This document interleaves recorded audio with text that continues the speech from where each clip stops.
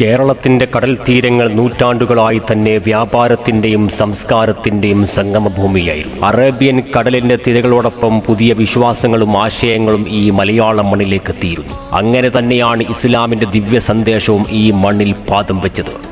പ്രവാചകൻ മുഹമ്മദ് നബി സല്ലല്ലാഹു അലൈഹി വസല്ലമയുടെ കാലഘട്ടത്തിൽ തന്നെ ആ ദിവ്യ സന്ദേശം ലോകത്തിൻ്റെ പല ദിക്കുകളിലേക്കും വ്യാപിച്ചു. അതെ, ആ സന്ദേശത്തിൻ്റെ പ്രകാശം അറേബ്യൻ കടലിൽ കടന്ന് കൊച്ചു കേരളത്തിൻ്റെ തീരത്തേക്കും എത്തി.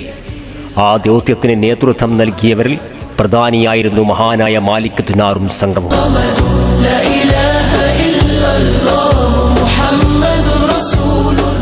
ഹസ്രത്ത് മാലിക് ദിനാറും അവിടുത്തെ സഹചാരികളും ഈ മണ്ണിലെത്തിയത് ഒരു രാഷ്ട്രീയ വിജയത്തിനല്ല, മറിച്ച് ആത്മീയ സന്ദേശത്തിൻ്റെ വിത്ത് വിതറാനായിരുന്നു. സമാധാനവും സത്യവും നീതിയും അടിസ്ഥാനമാക്കിയ ഇസ്ലാമിൻ്റെ സന്ദേശം അവർ ജനങ്ങളിലേക്ക് കൈമാറി. കേരളത്തിൻ്റെ പല ഭാഗങ്ങളിലും അവർ പള്ളികൾ സ്ഥാപിച്ചു. അവയിൽ ഏറ്റവും പ്രസിദ്ധമായ പുണ്യകേന്ദ്രങ്ങൾ ഒന്നാണ് കാസർഗോട്ടെ തളങ്കരയിലെ മാലിക് ദിനാർ വലിയ ജുമാഅത്ത് പള്ളി. അറേബ്യൻ കടൽ തീരത്ത് നൂറ്റാണ്ടുകൾക്ക് മുമ്പ് തെളിഞ്ഞ വിശ്വാസത്തിൻ്റെ വിളക്ക് ഇന്നും അണയാതെ ജ്വലിച്ചു നിൽക്കുന്നു.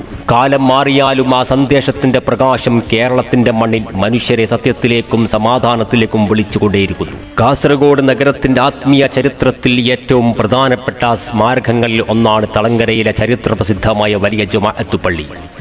അതെ, മാലിക് ദിനാർ ഗ്രാൻഡ് മോസ്ക്. അറേബ്യയിൽ നിന്നെത്തിയ വിശ്വാസയാത്ര. ഇസ്ലാമിൻ്റെ ആദ്യകാല വ്യാപന കാലത്ത് അറേബ്യയിൽ നിന്നുള്ള വിശ്വാസികളും പണ്ഡിതന്മാരും സമുദ്രയാത്രകളും നടത്തിയ ലോകത്തിൻ്റെ വിവിധ ഭാഗങ്ങളിലേക്കെത്തി. ആ യാത്രകളിൽ പ്രധാനപ്പെട്ട ഒരാളായിരുന്നു മാലിക് ദിനാർ റളിയല്ലാഹു അൻഹു. അറബിക്കടലിൽ കടന്ന് മലബാർ തീരത്തെത്തിയ മാലിക് ദിനാറും സഹയാത്രികരും വ്യാപാര മാർഗങ്ങളിലൂടെ മനുഷ്യർക്കിടയിൽ വിശ്വാസവും സമത്വവും നന്മയും പ്രചരിപ്പിക്കാൻ ശ്രമിച്ചു. കാസർഗോട്ടിലെ തളങ്കര വലിയ ജുമാഅത്ത് പള്ളി കേരളത്തിലെ ഏറ്റവും പഴക്കം ചെന്ന മസ്ജിദുകളിൽ ഒന്നായി ഏറെ പ്രൗഢിയോടെ ഇന്നും നിലനിൽക്കുന്നു. ചരിത്രപരമായ പാരമ്പര്യങ്ങൾ പ്രകാരം ഈ പള്ളി സ്ഥാപിച്ചത് മാലിക് ദിനാറും അദ്ദേഹത്തിൻ്റെ അനുയായികളുമായിരുന്നു. അത് അറിവിൻ്റെ കേന്ദ്രം, മതപഠനത്തിൻ്റെ വേദി, സാമൂഹിക ഐക്യത്തിൻ്റെ ഇടം എന്നിങ്ങനെ സമൂഹ ജീവിതത്തിൻ്റെ ഭാഗമായിരുന്നു.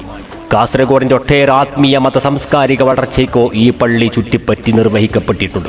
കാസർഗോഡിൻ്റെ ഒട്ടേറെ ആത്മീയ മത സാംസ്കാരിക വളർച്ച ഈ പള്ളിയെ ചുറ്റിപ്പറ്റി നിർവഹിക്കപ്പെടുന്നുണ്ട്. മുസ്ലിം സമൂഹം രൂപപ്പെട്ടു വളർന്നു. അറബ് വ്യാപാരികളും പ്രാദേശിക ജനങ്ങളും തമ്മിലുള്ള ബന്ധം സംസ്കാരങ്ങളുടെ സംഗമമായി മാറി. മതവും വ്യാപാരവും വിദ്യാഭ്യാസവും ഇന്നും ജീവിക്കുന്ന പാരമ്പര്യം. ഇന്ന് നൂറ്റാണ്ടുകൾ കഴിഞ്ഞിട്ടും തളങ്കര വലിയ ജുമാഅത്ത് പള്ളി ചരിത്രത്തിൻ്റെ സാക്ഷിയായി നിലകൊള്ളുന്നു. പ്രതിദിന നമസ്കാരങ്ങൾക്കും ജുമാ നമസ്കാരത്തിനും ആയിരങ്ങൾ ഇവിടെ എത്തുന്നു. മാലിക് ദിനാറിൻ്റെ സ്മരണയും ഈ പള്ളിയുടെ പാരമ്പര്യവും ഇന്നും വിശ്വാസികളുടെ ഹൃദയങ്ങളിൽ ജീവിക്കുന്നു. കാസർഗോഡിൻ്റെ ചരിത്രം പറയുമ്പോൾ മാലിക് ദിനാർ തങ്ങളുടെ ചരിത്രവും തളങ്കര വലിയ ജുമാഅത്ത് പള്ളിയുടെ മഹത്വം ഒഴിവാക്കാൻ കഴിയില്ല. അതൊരു കാലഘട്ടത്തിൻ്റെ ഓർമ്മയാണ്, ഒരു വിശ്വാസത്തിൻ്റെ വിത്താണ്. മലബാർ തീരത്ത് ഇസ്ലാമിൻ്റെ ചരിത്രം എഴുതി തുടങ്ങിയ ഒരു പ്രകാശകിരണം. കേരളത്തിൻ്റെ വടക്കേ അറ്റത്ത് അറബിക്കടലിൻ്റെ തിരമാലകളോട് ചേർന്ന് നിൽക്കുന്ന പുരാതനമായ നഗരമാണ് കാസർഗോഡ്. പ്രവാചക ജീവിതകാലത്ത് തന്നെ ഈ മണ്ണിൽ ഇസ്ലാമിൻ്റെ പ്രകാശം എത്തിയിരുന്നു എന്നാണ് ചരിത്രം. അതിൻ്റെ കേന്ദ്രങ്ങളിൽ നിറഞ്ഞു നിൽക്കുന്ന മഹാനായ മാലിക് ദിനാർ.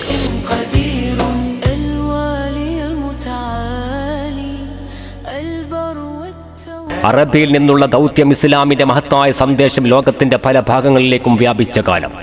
അള്ളാഹുവിൻ്റെ ദീൻ മനുഷ്യരിലേക്ക് എത്തിക്കാനുള്ള ഉത്തരവാദിത്തത്തോടെ അറബിയിൽ നിന്നും നിരവധി സഹാബികളും താബീന്മാരും വിവിധ ദിശകളിലേക്ക് പുറപ്പെട്ടു. ആ ദൗത്യത്തിലെ പ്രധാന വ്യക്തികളിൽ ഒരാളായിരുന്നു മാലിക് ദിനാർ റളിയല്ലാഹു അൻഹു. ഇസ്ലാമിക ആത്മീയതയും ത്യാഗവും കൊണ്ട് പ്രശസ്തനായ ഒരു മഹാനായിരുന്നു അവർ. മലബാറിലേക്കുള്ള യാത്ര അറബിക്കടലിൽ കടന്നു.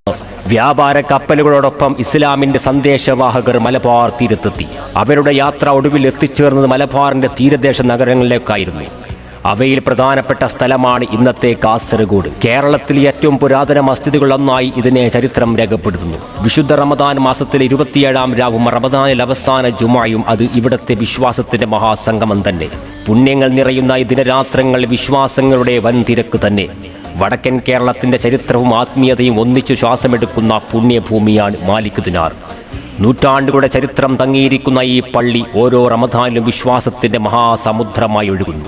റമദാനിൽ 27-ാം രാവിലേക്ക് രാത്രി നീങ്ങുമ്പോൾ കാസർഗോഡ് നഗരത്തിൻ്റെ വഴികളിലൂടെ ഓരോ ദിശയിലേക്ക് ഒഴുകുന്ന ജനക്കടൽ കാണാം. വെളിച്ചം നിറഞ്ഞ പള്ളിയിലേക്ക് നീങ്ങുന്ന ആ ഒഴുക്ക് സാധാരണ മനുഷ്യരുടെ യാത്രയല്ല, അത് ആത്മാവിനെ ശുദ്ധീകരിക്കാനുള്ള ഒരു ദൈവാന്വേഷണമാണ്. ആ രാത്രി മസ്ജിദിൻ്റെ പ്രകാരത്തിൽ ഒരു അത്ഭുത നിശബ്ദതയുണ്ടോ? ഖുർആൻ പാരായണത്തിന്റെ മൃദുവായ സ്വരം, ദുആകളുടെ ആത്മീയമായ വിങ്ങൽ, കണ്ണീരിൽ ലയിക്കുന്ന പ്രാർത്ഥനകൾ എല്ലാം ചേർന്ന് അനുഭവമായി മാറുന്നു. ഇത് വെറുമൊരു രാത്രി മാത്രമല്ല, ഇത് മനുഷ്യനും സൃഷ്ടാവിനുമിടയിൽ നടക്കുന്ന ആത്മീയ സംഭവത്തിന്റെ രാത്രിയാണ്. അടുത്ത ദിവസം റമദാനിൽ അവസാനത്തെ ജുമുഅ. വെളിച്ചം പകരുന്ന രാവിലോടെ തന്നെ വീണ്ടും അതേ ദിശയിലേക്ക് വിശ്വാസികളുടെ ഒഴുക്ക് ആരംഭിക്കുന്നു. ദൂരദേശങ്ങളിൽ നിന്നുള്ളവർ, നാടിൻ പുറങ്ങളിൽ നിന്നുള്ളവർ, യുവാക്കളും വയോധികരും എല്ലാവരും ഒരേ നിരയിൽ വ്യത്യാസങ്ങളൊന്നുമില്ലാതെ വിശ്വാസത്തിന്റെ സമത്വം അവിടെ കാണാം. പള്ളിയുടെ അകത്തും പുറത്തും നിറഞ്ഞു നിൽക്കുന്ന ജനക്കൂട്ടം ഒരു സമൂഹത്തിന്റെ ആത്മീയ ശക്തിയുടെ പ്രതീകമാണ്. നൂറ്റാണ്ടുകൾക്ക് മുമ്പ് അറേബ്യൻ കടൽ തീരം തൊട്ടോ ഈ ഭൂമിയിലെത്തിയ മഹാനായ സുഹാബി വര്യൻ പ്രബോധകൻ. റമദാനിൽ 27-ാം രാവും അവസാന ജുമായും ഇവിടുത്തെ ഒരു ആത്മീയ അനുഭൂതി തന്നെ. കാസർഗോഡ് മാലിക് ദിനാർ പള്ളിയിൽ ഒരു സാധാരണ ദിനമല്ല, അത് വിശ്വാസത്തിന്റെ മഹോത്സവമാണ്. അത് ആത്മീയ ഉണർവിന്റെ മഹാസംഗമമാണ്. അത് മനുഷ്യനും ദൈവവും തമ്മിലുള്ള ഏറ്റവും അടുത്ത നിമിഷങ്ങളിലൊന്നാണ്. ആ രാത്രിയും ആ ജുമയും ചരിത്രത്തിന്റെ താളുകളിലും വിശ്വാസികളുടെ ഹൃദയങ്ങളിലും എന്നും നിലനിൽക്കുന്നു. ഒരു ആത്മീയ ദൃശ്യമായി തുടരുന്നു. അള്ളാഹു അനുഗ്രഹിക്കട്ടെ. ഇത് കേൾക്കുന്നവർക്കും ഇത് ഷെയർ ചെയ്യുന്നവർക്കും.